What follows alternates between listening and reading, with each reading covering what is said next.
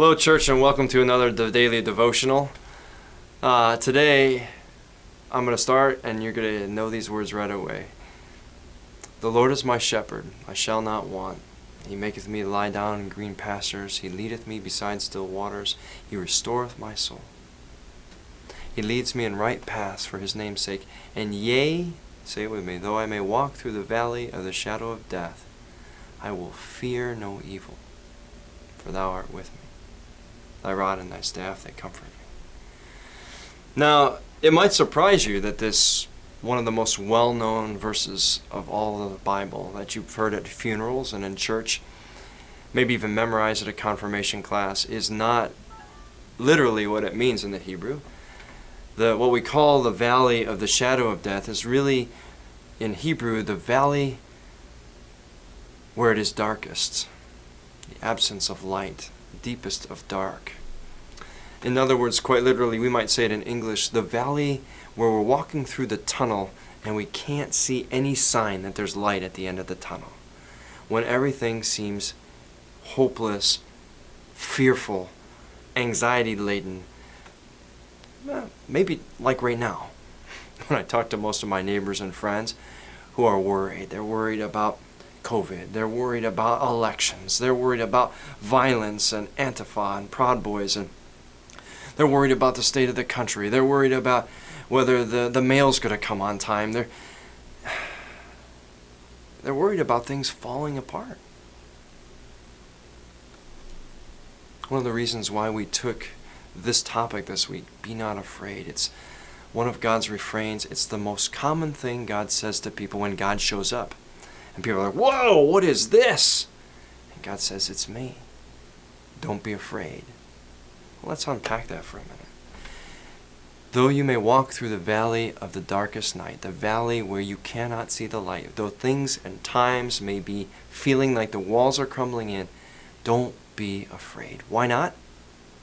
Why not? For I am with you. I am with you in the dark. We talk about the light and, all the happy things. God shines God's light. God is light. But maybe some of us need to hear that God is with us when it's dark, sitting in the dark, that we're not sitting alone.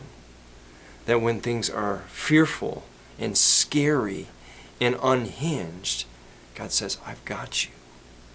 I want to share with you a quick little story. It's something that a pastor shared at a church a long time ago.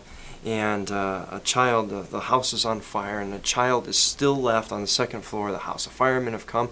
Everybody else is out of the house, but this little 2-3-year-old boy is up at the second floor window, pulled the window up, and smoke is everywhere. The fire's burning. And the firemen are saying, we've got the trampoline here. You can jump. We'll catch you. And the little boy is saying, I can't. I'm scared. I can't see. I'm afraid.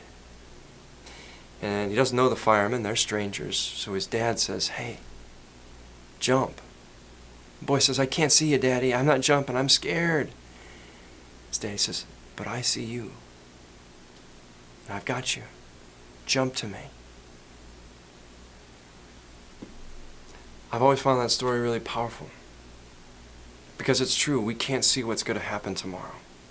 And the news makes us nervous or afraid of what it might be. But God says, I'm with you, no matter what. I'm with you when Pharaoh's armies are bearing down. I'm with you when you got their back to the sea. I'm with you when the armies are sieging this village, the town of Jerusalem. I'm here, and I'm a mighty God. So don't be afraid. My love, my strength will see you through no matter what. See, I tend to think that when we get scared, we think God is small. That God doesn't have power or strength. We can't see God around us, so we get afraid. I can't see you, Lord. Yeah, but I can see you. Jump to me. I'll catch you. Don't be afraid.